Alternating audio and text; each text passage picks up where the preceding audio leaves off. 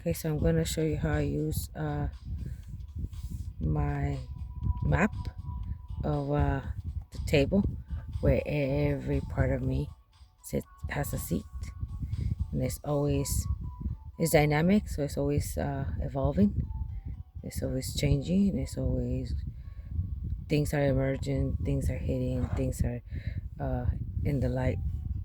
So if I wanted to communicate to a specific part of me, then I can choose to speak to that aspect, and then the form of communication for it to communicate back to me. That's when I made the little cards randomly inspired by words, phrases, you know, everything, everything that I can find inspiration in, and then I write them. I made them, and that's a form of way of communicating with those aspects of myself.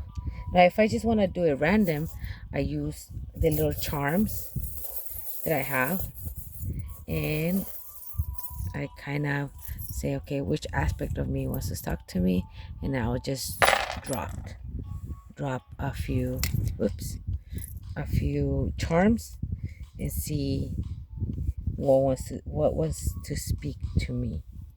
So we have the Tower and Chaos, the Elephant and Void, and then we have specifically the White Hand and the Feminine. Okay, and the key is over here, kind of reminding us that we are respected. So um, each symbol obviously is gonna mean something very specific to me, or to to the person that is viewing, because we have different ideas of what the elephant means. You know what I mean? Um, Maybe just they just view it as nature. Some people may associate it with Ganesha. You know what I mean? The god that removes obstacles. Um, so it's just the it's gonna, like I said, it's gonna vary on what the tower means to you. You know what I mean? This tower may be like, it reminds you of Paris, you know. And tarot, it means a sudden change in some chaotic disruption, and it's sitting right in chaos. So just just like that. Or the white hand, what does the white hand means? Like the white purity, um, black canvas is like on the feminine. uh, what does this mean for you? That's the feminine is the light aspect of yourself, and so your masculine may be more of the shadow. So this is how I will be able to interpret these things, um, to be able to like let the feedback, the back and forth communication. Now, okay, I'm gonna choose randomly. I kind of mix and match. Okay, clear. Okay, let's see. What is the feminine one going to tell me right now? What is the feminine one to tell me? Okay. Making peace with my pieces. Making peace with my pieces. Very nice. Making peace with my pieces. And I'm going through this too. Okay, what else? What else? What else? What else wants to come out for the feminine aspect of myself? Gift.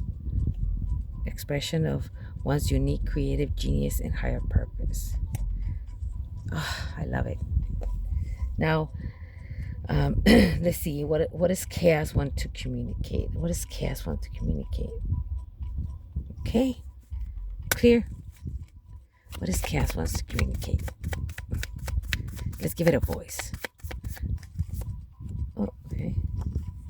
I don't have enemies, but I do feel the opposition at times. Let's see. I don't trust you just because, but because we have worked on it. Oh, I love it. Look at that. Look at that. That's freaking, Yes, I like it. Okay, okay. Let's see what the void wants to tell us. Remember, we had the elephant and the void. Clear.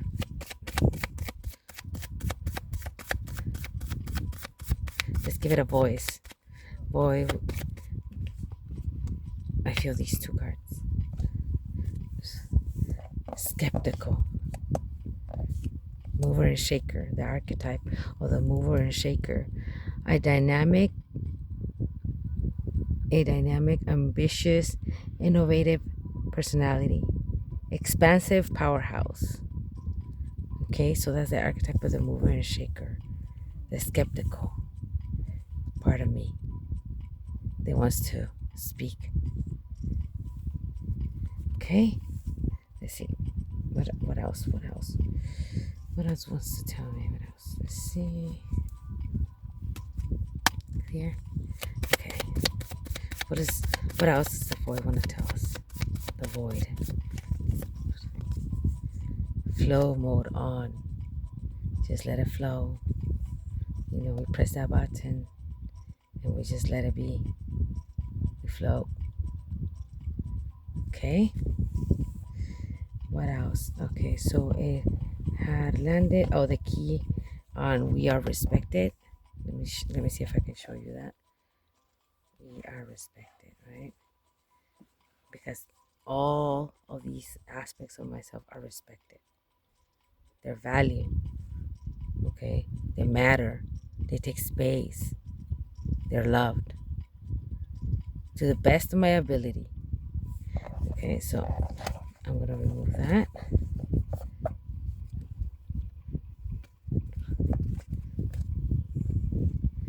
Okay. So what's up? What's up with the key? I want to know about the key. Okay. Clear. Okay.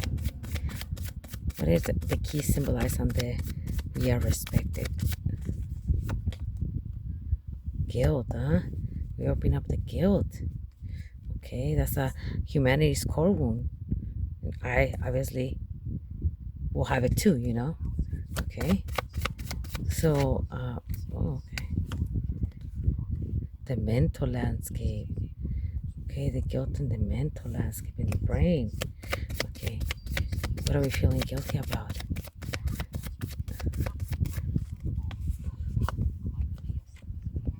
Needing rescuing. Oh man, that really hits home because um, I tend to be a person that doesn't like um, bothering people, or at least I used to be. Definitely changing that now. But I didn't want to inconvenience anybody. I didn't want to feel like a victim or somebody that didn't want to that couldn't handle their own. Although I always was there for other people all the time. Um, for some reason, I always felt very hesitant when it came to me, uh, you know, asking, or even when I asked, I felt kind of guilty for asking. Guilty for asking or bothering, for taking space, for literally for taking space. But I have learned to heal that, and obviously this is coming. You know, the key was, and we are respected. Okay, so that key is letting me know that we already passed maybe a layer of it. Maybe there's a deeper layer that I can look into it, or I can just accept that as okay. We heal that aspect, you know, or we can be like, okay, we heal a layer of the aspect.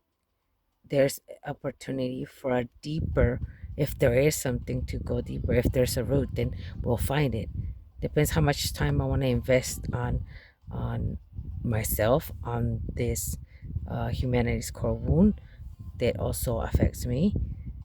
So this is a quick view, a quick thing of what I do, uh, things that I'm inspired to do because I enjoy getting to know me in my different aspects of me. I think I think it's fascinating. I think it's I enjoy it. So I just wanted to share this with you guys. Thank you.